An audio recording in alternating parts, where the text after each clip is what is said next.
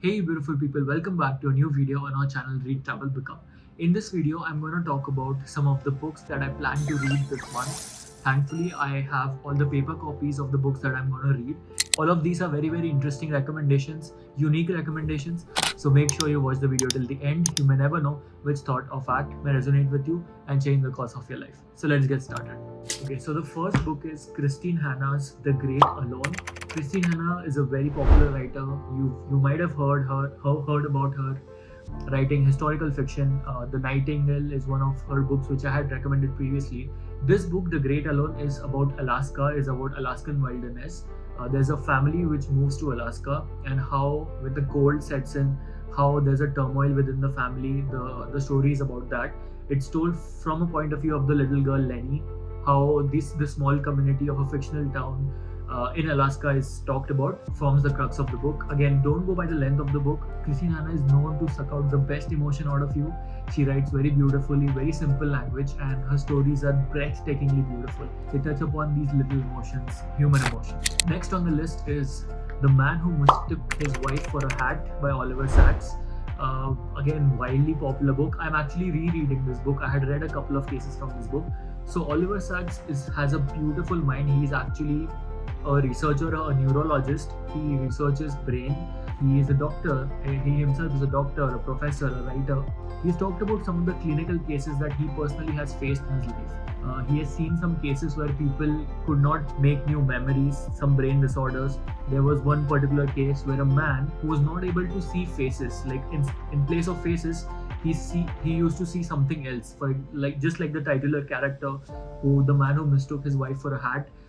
There are many such interesting cases, and through these cases, he has talked about how human mind works, how subconscious works, and some philosophy related to it, some mild philosophy. It's not a philosophical book, but he has tried to merge science and philosophy and sometimes religion all together. So it's a very different read. You would not read something such scientific but with such a great knack of storytelling. All of these are stories, and essentially stories. They are not very scientific. So I had a great time.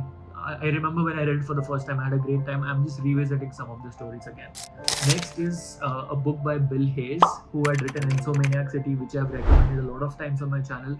Insomniac City is one of the most beautiful books I've ever read about New York. It's by the same writer, Bill Hayes. He writes beautifully. It's just his anecdotes in New York, and this particular book is just focused on the pandemic, like how New York changed. New York, a city bustling with people, bustling with activities, how New York was changed, and what was his experience during the pandemic. He's talked about in this book. It's a very short book, and again, it's like a journal form of a book where he's just writing down his musings in little short stories. So, looking forward to reading this.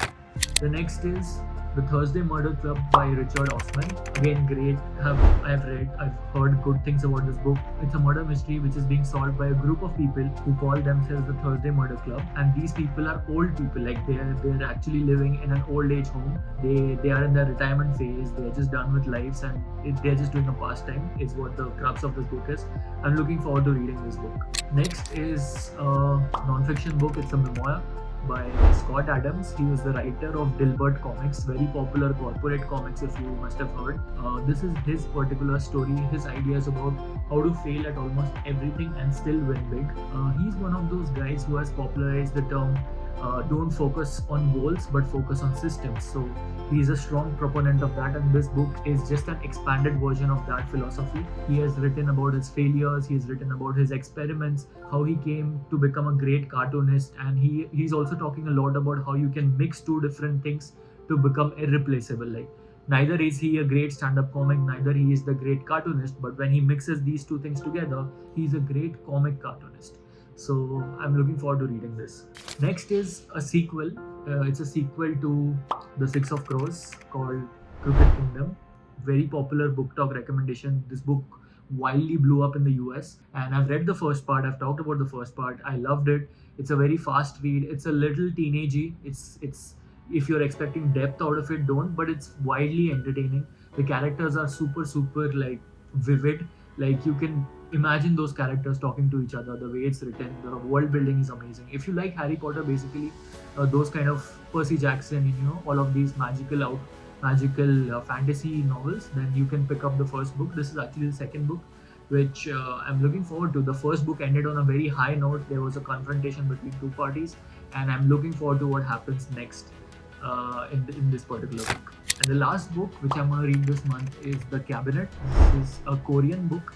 I'll just quickly read the blurb to share what this book is about.